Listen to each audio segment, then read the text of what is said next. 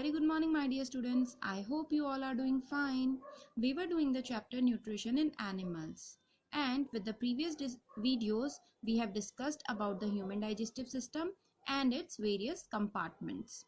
Today we are going to continue this chapter further, and today's topic is digestion in grass eating animals. Okay, so इसका मतलब है कि आज हम grass eating animals, ऐसे animals जो कि ग्रास खाते हैं, प्लांट्स खाते हैं, उनके डाइजेशन की बात करेंगे. ठीक है.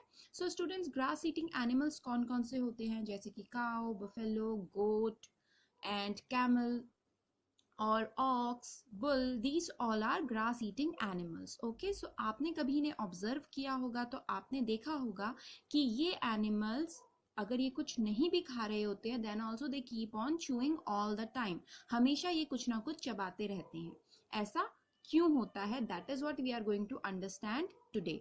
स्टूडेंट्स, ये जो एनिमल्स होते हैं, जो कि ग्रास ईटिंग एनिमल्स होते हैं, ये अपने खाने को थोड़ा सा च्यू कर कर उसे क्विकली स्वॉलो कर लेते हैं. ठीक है. स्वॉलो कर कर इनके बॉडी में ईसोफेगस के नीचे जहाँ पे स्टमक होता है, उसी के साथ स्टमक का एक पार्ट होता है जिसे बोला जाता है र्यूमेन. ओके, ये इस खाने को जल्दी से च्यू करके, हाफ पार्शियली च्यू कर कर इसको स्वॉलो कर कर स्टोर करते हैं र्यूमेन में. ठीक है. और ये कंटिन्यूअसली च्यू करते जाते हैं and they keep on storing the partially digested food, partially chewed food in the rumen, and rumen is a part of stomach. ठीक है, ये चीज आपको याद रखनी है. Now let us understand further with the help of this diagram. मैंने आपको क्या बोला कि ये जो एनिमल्स होते हैं ग्रास ईटिंग, ये हमेशा they always keep on chewing. So यहाँ से आप देखेंगे कि ये इनके माउथ में से ग्रास एंटर होती है. ये जो फूड पाइप होता है, इसे इनमें भी बोला जाता है ईसोफेगस. इसके बाद दिस ईसोफेगस और food pipe opens into the stomach, और इस स्टमक में आप देखेंगे यहाँ पे जो ये पोर्शन है स्टूडेंट, जो ग्रीन कलर से दिख रहा है, दिस इज र्यूमेन. सो ये पार्शियली च्यूड फूड जो होता है, ये यहाँ पर स्टोर होते रहता है. ठीक है. और ये यहाँ पे जब स्टोर होता है तो इसको बोला जाता है कर्ड. जिस फॉर्म में ये पार्शियली च्यूड फूड र्यूमेन में स्टोर होता है तो इसको बोला जाता है कर्ड. ठीक है. अब ये लोग क्या करते हैं, जब ये कुछ नहीं खा रहे होते हैं तब ये स्मॉल स्मॉल अमाउंट्स में इस कर्ड को वापस अपने माउथ में लेके आते हैं. ठीक है. सो ये इनकी एबिलिटी होती है कि ये ऐसा कर सकते हैं, और उसी को, इस कर्ड को ये कंटिन्यूअसली च्यू करते रहते हैं. ठीक है. और उसको फिर ट्रांसफर करते हैं अपने स्टमक में. ठीक है स्टूडेंट्स, समझ में आया होगा आपको इतना. सो ये जो प्रोसेस होती है जिसमें इस कर्ड को ये कंटिन्यूअसली च्यू करते रहते हैं, this is known as rumination. इसे क्या बोला जाता है? र्यूमिनेशन बोला जाता है. ठीक है. छोटे छोटे अमाउंट्स में, लंप के फॉर्म में ये क्या करते हैं, कर्ड को वापस अपने माउथ में लाते रहते हैं and they keep on chewing it. ठीक है. And this process is known as rumination. और इसकी वजह से ये जो एनिमल होते हैं स्टूडेंट्स, ग्रास ईटिंग एनिमल्स होते हैं, इनको र्यूमिनेंट्स बोला जाता है. ठीक है. अब ये जो ग्रास होती है स्टूडेंट्स, बेसिकली जो घास होती है, जनरली ये एनिमल्स ग्रास के ऊपर ही डिपेंडेंट होते हैं. बाकी चीजें भी खाते हैं, बट इनका जो मेजर अगर food item, staple food item बोला जाए तो वो ग्रास होता है. ठीक है.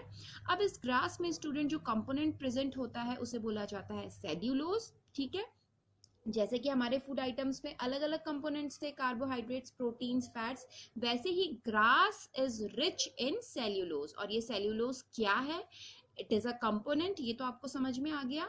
और ये इसके अलावा होता है कार्बोहाइड्रेट का ही एक टाइप. ठीक है.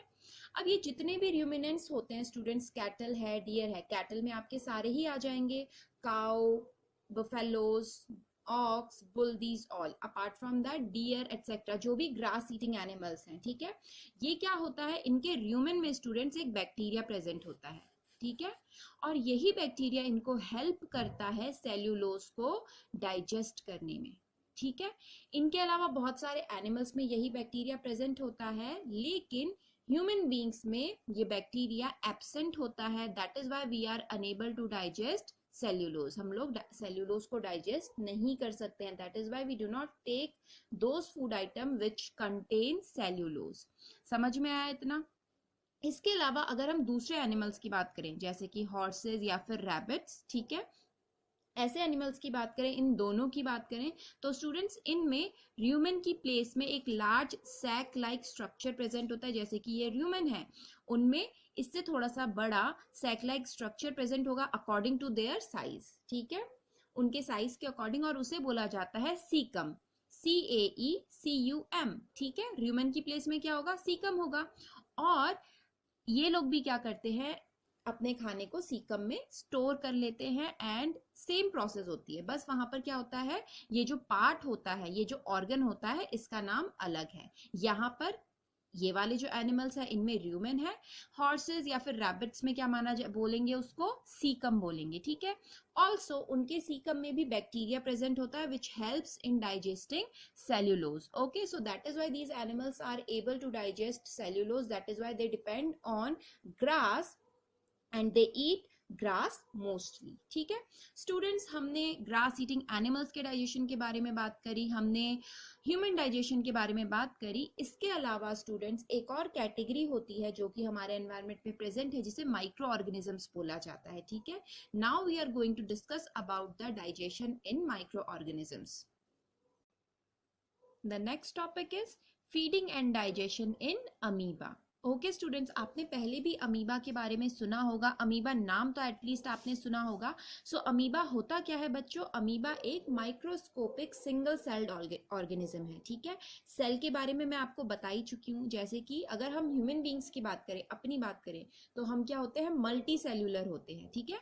Multi cellular, multi cellular, multi cellular का मतलब क्या हो जाएगा, मल्टी सेल्यूलर यानी कि बहुत सारे सेल्स, ठीक है।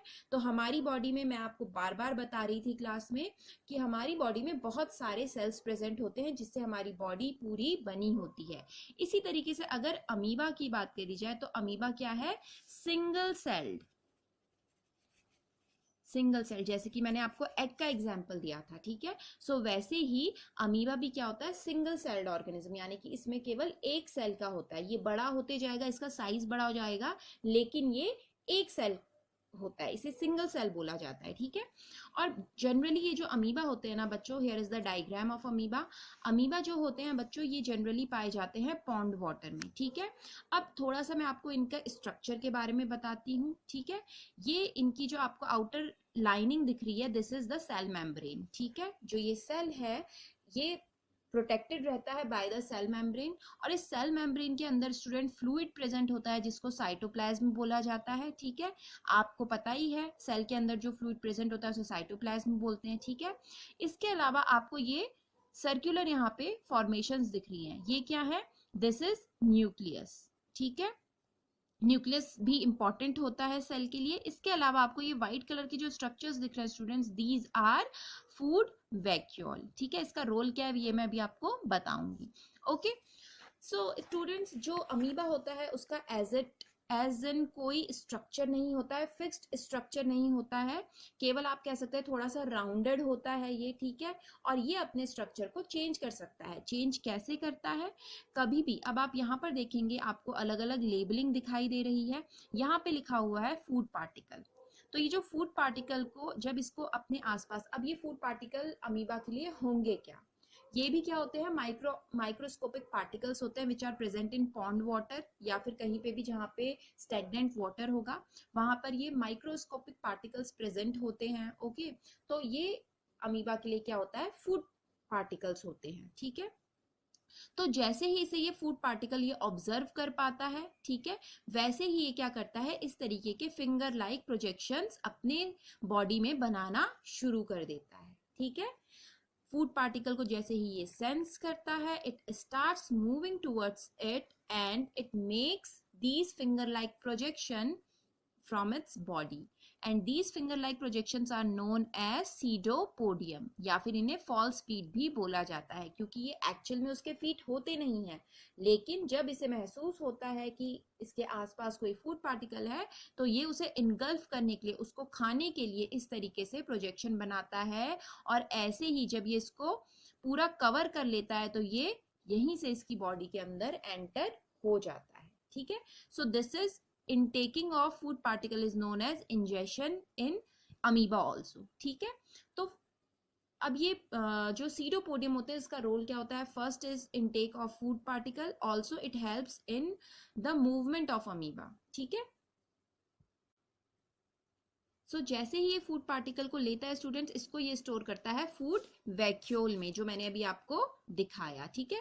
फूड वैक्यूल में स्टोर करता है, उसमें से फिर फूड वैक्यूल में ही क्या होते हैं? डाइजेस्टिव जूसेस सिक्रीट होते हैं, ओके और इसकी डाइजेशन की प्रोसेस फूड वैक्यूल के ही अंदर होती है, ठीक है। फूड वैक्यूल में से डाइजेस्टिव जूसेस सिक्रीट होते हैं जो कि फर्दर डाइजेशन करते हैं उस फूड पार्टिकल का, ठीक है, उसे ब्रेक डाउन करते हैं, देन इट अब्सॉर्ब्स इट, ठीक है। जो अमीबा होगा वो उसे अब्सॉर्ब करता है और वही जो इन फूड पार्टिकल्स में से वो न्यूट्रिएंट लेता है, वही इसकी ग्रोथ के लिए, इसके मेंटेनेंस के लिए और मल्टीप्लिकेशन के लिए, यानी कि एक में से दोबारा से सेल डिवाइड होने के लिए, दोबारा नए अमीबा बनने के लिए ये फूड इसे हेल्प आउट करता है। इसके अलावा जो खाना अनडाइजेस्टेड होता है स्टूडेंट्स, यहाँ पर आप इस पिक्चर में देख सकते हैं, ठीक है, वो इसकी बॉडी में से बाहर निकल जाता है, ठीक है, और ये हो जाता है इसका इजेस्टेड वेस्ट, यानी कि डाइजेशन के बाद जो वेस्ट होता है, okay. So this is the way in which the digestion या फिर feeding और digestion takes place in amoeba. So students, इसके अलावा मैं आपको ये बताऊंगी कि जो ये बेसिक प्रोसेस होती है डाइजेशन की, एनर्जी रिलीज करने की, वो मोर और लेस सारे एनिमल्स में एक जैसी ही होती है, चाहे वो ह्यूमन बींग्स हो, ग्रास ईटिंग एनिमल्स हो या फिर माइक्रो ऑर्गेनिजम्स हो, ठीक है। इन सबको ही फूड की जरूरत होती है। Y? to carry out different processes for the release of energy and for the usage of energy, ठीक है। So that is why food is important and this is the process of nutrition in animals. Okay students, I hope आपको ये chapter समझ में आया होगा. This chapter is completed with this topic, and in the next video I'm going to discuss the NCERT question answers of this chapter. Okay, that is all for today. We will meet in the next class. Till then, stay safe and keep learning. Thank you.